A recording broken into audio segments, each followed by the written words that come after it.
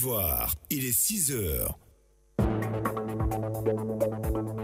Mesdames, Messieurs, bonjour, agréable début de semaine et de matinée à l'écoute de la grande matinale d'Info de Sport sur Radio Côte d'Ivoire qui émet en direct d'Atekoubé. À suivre à 6h50 l'invité du jour que Paul-Philippe Rochois, c'était l'habitant de la commune d'Atekoubé. Et puis dans le journal de sport, Ange Assoukou évoque la Ligue 1 de Côte d'Ivoire avec l'ASEC qui enchaîne les contre-performances.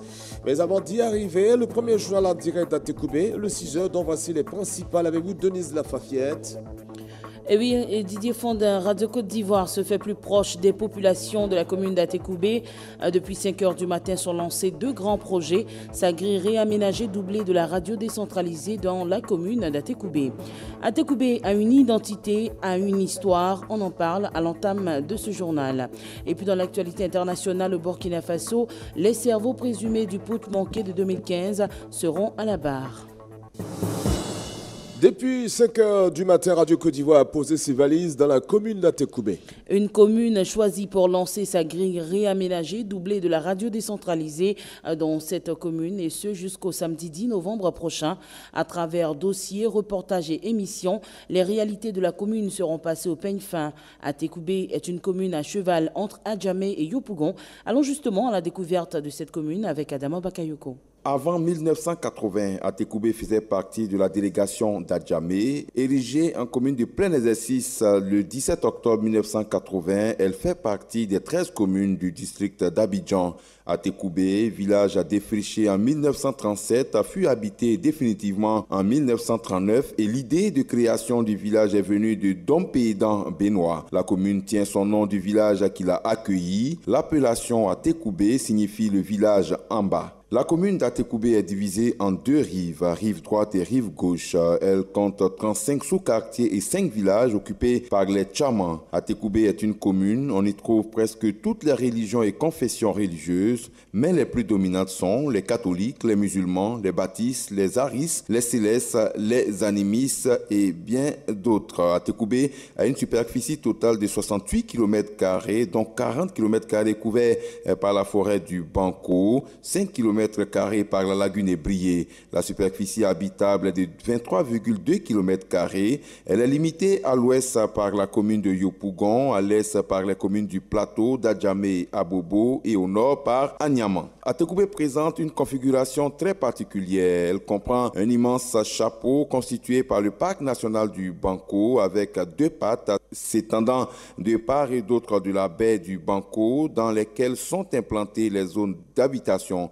Les zones d'habitation sont caractérisées par un relief accidenté composé de ravins et de bas-fonds autour des quartiers. L'on observe aussi une précarité des lieux d'habitation s'exprimant par l'occupation anarchique des terrains, les installations à usage commercial abandonnées, les baraques et les installations anarchiques des garages auto en bordure des routes sont un ensemble de clichés composant la photographie et de l'occupation spatiale de la commune d'Atekoubé. Ainsi, Atekoubé est une commune perméable, d'accès facile, pas toujours formel et incontrôlé. En matière de statistiques urbaines, Atekoubé donne les résultats suivants. En attendant la réalisation définitive de ces projets, les habitants d'Atekoubé, pour une part importante, vivent dans des concessions communément appelées cours communes qui comptent 25 526 unités, soit 56%, des maisons simples au nombre de 9 652, des logements en bande 5 639 unités, des appartements dans les immeubles 1 625 unités,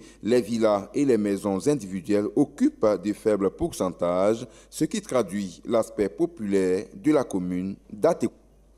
C'était donc l'historique d'Atekoubé. On retrouvera à 7 heures, dans le journal de 7 heures, l'identité, parlant d'identité également, de présentation de la commune d'Atekoubé. Parlons à présent de la politique d'électrification pour tous. L'état des lieux, l'enjeu et les défis de ce programme étaient au cœur du magazine Les Salons de Radio Côte d'Ivoire d'hier dimanche. Paul Philippe et ses invités ont échangé sur cette question qui s'inscrit dans la politique sociale du gouvernement. Le ministre en charge de l'énergie, Thierry Tano, fait le bilan du programme Électricité pour tous, 4 ans après son lancement. Fin 2017, il y avait 360 000 abonnés bénéficiaires du programme d'électrification pour tous et on estime qu'on devrait connecter cette année 184 000 personnes. Lorsque vous vous connectez au réseau, vous devez payer après des frais de raccordement qui tournent aux alentours de 150 000 francs CFA. Avec ce programme, vous allez être connecté et vous allez payer 1 000 francs par mois pour le remboursement de ces frais sur une période donc de 10 ans. Donc encore une fois, ça évite que tout au départ, pour l'accès à l'électricité, nos concitoyens les plus démunis soient soumis à un apport immédiat trop important par rapport à leurs ressources. Le ministre de la Communication et des Médias, Sidi Touré, assure que désormais, toutes les actions sociales du gouvernement seront portées à la connaissance des populations. De plus en plus, nous porterons haut les informations relativement au programme social du gouvernement. Ceci est très important parce que vous n'imaginez pas le nombre d'initiatives prises au niveau du gouvernement pour pouvoir adresser tous les problèmes des populations. Ces initiatives sont là en pléthore, donc il nous faut véritablement les faire connaître. Aujourd'hui, on parle d'un programme qui a été lancé certes il y a 4 ans, qui a fait déjà des bénéficiaires et sur lesquels nous sommes en train d'accentuer l'information. Il y a d'autres programmes qui par ailleurs préexistent. Nous allons continuer à leur remettre en lumière pour que la population sache que l'État est à la tâche, l'État travaille pour elle. La Fédération nationale des organisations de la santé de Côte d'Ivoire, FENOCI, veut contribuer à la sensibilisation des populations sur les enjeux et défis du développement sanitaire national.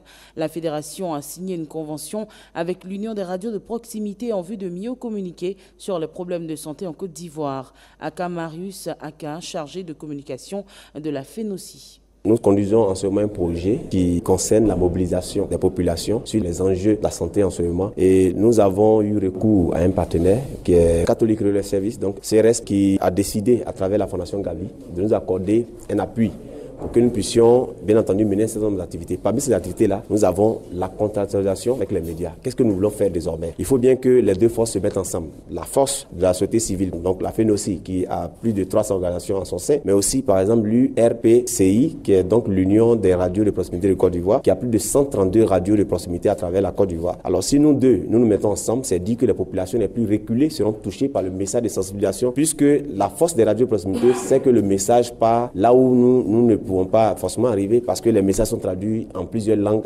nationales. La ville de Zouanien, dans la région du Tonkpi, a abrité la journée d'appui à la consolidation sociale. L'initiative est de l'ONG Élections sans contestation qui a profité de l'occasion pour investir les ambassadeurs de paix du département de Zouanien. Notre correspondant Gervais Kwasi nous explique que le choix de cette localité n'est pas fortuit au vu des dernières élections locales qui se sont déroulées sans violence avec à la clé aucune contestation à Zouanien. Cette journée a réuni les autorités préfectorales, chefs traditionnels, membres de la société civile et les représentants des candidats aux dernières élections locales. Au cours de cette journée, le président de l'ONG Élections sans contestation, Konaté Nouhou, a félicité l'ensemble des populations de Zouanien avec à leur tête le préfet pour la bonne tenue du scrutin qui s'est déroulé dans un climat apaisé et surtout sans contestation. Il a en outre déploré les incidents qui ont émaillé le scrutin dans d'autres localités du pays. Pour lui, les élections ne doivent en aucun cas nous diviser. C'est pourquoi Konaté Nouhou compte sillonner les régions et municipalités du pays où il y a eu des heurts pour appeler les populations à la paix et à dire plus jamais ça. Nous disons à la population de garder le calme. Un processus électoral sous-entend qu'il y a toujours un vainqueur et des vaincus. Mais les voies de recours de la contestation existent. Il faut que la jeunesse arrête de s'exprimer par la violence. Il est impératif pour la société de comprendre qu'une élection n'est pas une fatalité. Une élection, ce n'est pas la guerre, ce n'est pas palable. Après une élection, nous devons aller vers la consolidation de la cohésion sociale, nous devons aller vers le développement et donc les élections doivent venir renforcer la cohésion sociale et les populations ne doivent pas tomber dans les bassesses de la violence. Les ambassadeurs de paix des Zouaniens, au nombre de 24, issus des rangs des candidats au régional et municipal, des chefs traditionnels et membres de la société civile ont été investis. Gervais Kwasi, Zouanien, Radio Côte d'Ivoire. Direction à présent Bendekro, situé dans le département de Dimbokro. La jeunesse de cette localité a été interpellée sur les dangers de la consommation de l'alcool. Une jeunesse rurale devenue dépendante qui enregistre parfois de nombreux cas de décès en son sein du fait de la consommation abusive de l'alcool. Face à cette situation devenue alarmante, une conférence sur les dangers de l'alcool a été organisée à l'occasion des journées socio-culturelles tenues dans le village. Le président de la mutuelle de développement de Bendekro, Dr Kwame Jules, était le conférencier. Nous avons choisi ce thème parce que nous avons constaté que l'alcool, surtout le koutoukou, fait beaucoup de dégâts dans la jeunesse de notre village. Nous avons eu des cas d'hépatite, des cas de cirrhose, des cas de cancer et des cas de mort. Après avoir consommé l'alcool, 80% de la population, ils prennent le koutoukou. Les alcoolodépendants, on a au moins 20%. C'est déjà trop. Ils ne vont plus au champ. Ils sont devenus hyper dépendants. Et nous attirons l'attention de cette jeunesse pour dire qu'ils n'ont qu'à voir leur avenir, leur santé. Nous avons besoin de ces bras valides pour que Bendekro soit développé. Débuté le mardi 30 octobre dernier, la 4e convention de l'église ambassade des miracles a pris fin hier, dimanche, au palais de la culture de Trècheville. Placée sous le thème « Tout est possible à celui qui croit », cette rencontre a permis de donner à plus de 6000 fidèles les outils nécessaires pour un épanouissement spirituel à travers des enseignements, des louanges et adorations. Au terme de la dite convention, le président fondateur de l'église ambassade des miracles dresse le bilan. Écoutons le bishop Ouattara Mohamed Idriss. Une convention, c'est un bilan, tout simplement, que nous venons tirer un bilan d'activité qui nous permet de voir qu'est-ce qui a marché durant l'année d'exercice. Et nous bénissons le Seigneur qui nous a donné d'accomplir son œuvre en permettant au royaume des cieux de s'enrichir dans de quelques milliers de brebis. Cette convention a vu la participation de très grands orateurs. Nous avons ordonné 5 pasteurs et nous avons ordonné une trentaine de diacres. C'est donc un bilan satisfaisant que nous tirons au nom de Jésus-Christ. L'actualité internationale à présent, Denise. 19 partisans de Maurice Kamto, candidat malheureux à la présidentielle du mois dernier au Cameroun, ont été arrêtés hier dimanche dans l'ouest du pays lors de manifestations contestant la victoire du président sortant Paul Biya. Des membres du mouvement pour la renaissance du Cameroun, le parti de Maurice Kamto, avait annoncé qu'ils avaient l'intention de manifester hier dimanche à Bafoussam pour protester contre les résultats de la présidentielle. Au Tchad, le gouvernement dément les propos du sous-préfet de Yébibou dans l'extrême nord du pays. Mouli Sougui a déclaré qu'il démissionne de son poste de sous-préfet en protestation contre les violences commises par le gouvernement contre les populations de cette partie du territoire qui regorge d'or. Faux, répond le ministre de la Sécurité publique, qui affirme d'ailleurs que l'ancien sous-préfet était suspendu de ses fonctions et est sous le coup d'une enquête. Voici qui met fin à ce journal. Nous rappelons juste que Radio Côte d'Ivoire se fait plus proche des populations de la commune d'Atekoubé. Depuis 5 heures du matin sont lancés 2 grands projets, sa grille réaménagée doublée de la radio décentralisée dans la commune d'Atekoubé. Merci à vous, Denise Lafafiette, madame, monsieur, c'est Radio Côte d'Ivoire qui vous informe. On se retrouve dans quelques instants pour le journal des sports. Le journal des sports, Ange Asoukrou. Ange Asoukrou, bonjour. Bonjour Didier, football avec la Ligue 1 de Côte d'Ivoire et des informations à l'international et l'épilogue du Tour du Faso en cyclisme font le menu de ce journal des sports.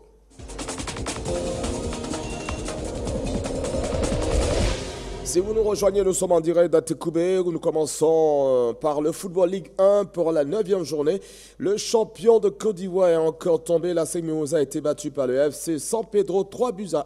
C'était hier au stade Oufoué-Boigny, un match de la 9e journée. 5e défaite pour le champion de Côte d'Ivoire. 3e défaite consécutive.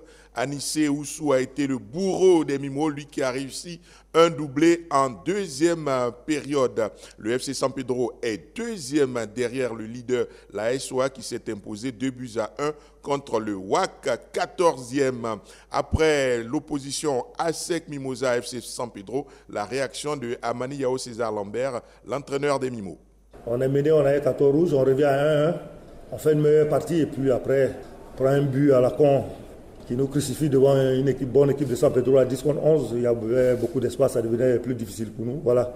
Je pense qu'on aurait pu éviter le deuxième et le troisième but, mais malheureusement, on a offert ces buts-là et ça nous a crucifiés. J'ai évolué ce soir comme j'ai évolué pratiquement toute la saison passée.